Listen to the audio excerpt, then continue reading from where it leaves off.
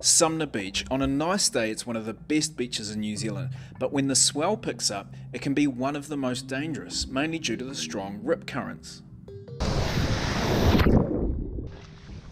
I spoke with Blair Quine, coxswain at Sumner Lifeboat and life member of the Sumner Surf Lifesaving Club, to find out if rips took up much of their time. Probably for the Surf Lifesaving Club, definitely.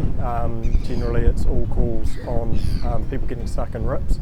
For the Sumner Lifeboat, probably 50-50. We get a few local calls here for people in the surf, but also we get boating incidents around Banks Peninsula that we tend to. So what causes the rip here?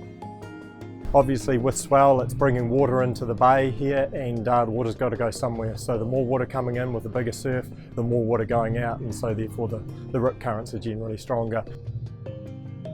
So there's three major rips in Sumner, one by the estuary mouth, one in front of Cave Rock, and then one down here by the lifeboat shed. So the main estuary rip obviously comes out the estuary mouth here, so it basically feeds out on an outgoing tide.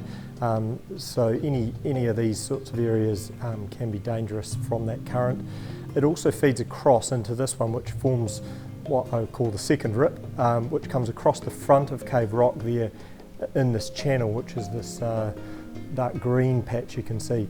Once it comes across here, it starts feeding out through a main sort of rip in the middle of the bay, and there's been a number of people that will come into here. This is deep water.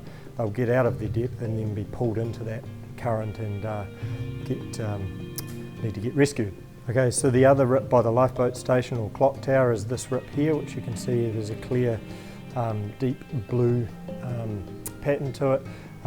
It feeds from this main channel through here, so a lot of water coming into the bay feeds into the channel and comes along into the corner, feeds around the breakwater. So if you're swimming in this area here, you can get caught in that rip. While filming, a swimmer had actually drifted into a rip nearby. So you can see to his right there the waves are actually breaking. The reason why the waves are breaking there is because there's not so much current pushing against the wave which stops it breaking. Whereas off to his left hand side you can see there's no waves breaking, which is pretty symbolic of a rip current. The rip that works around Cave Rock is really only working on an outgoing tide.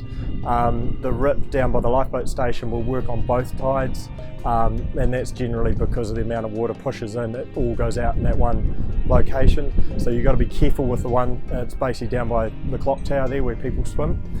If you can imagine yourself being in a river, you're trying to swim to the river's edge. You're not trying to swim up the river or down the river. See, this kid, he's in it now. He doesn't realise it, but he's about 2 or 3 metres away from getting into reasonable trouble there. As you can see, the cloudy water, so the rip current is churning up the water. So he's obviously realised this now and he's walking back in, which is good. Yeah, I guess mainly being aware of where the rips are in Sumner. They are always in the same spot. They don't generally move like in other beaches. So at what point should someone caught in a rip ask for help? Yeah, as soon as they feel completely uncomfortable with where they're at and what they're doing, they should raise their hand. I mean, there's a lot of locals here that surf.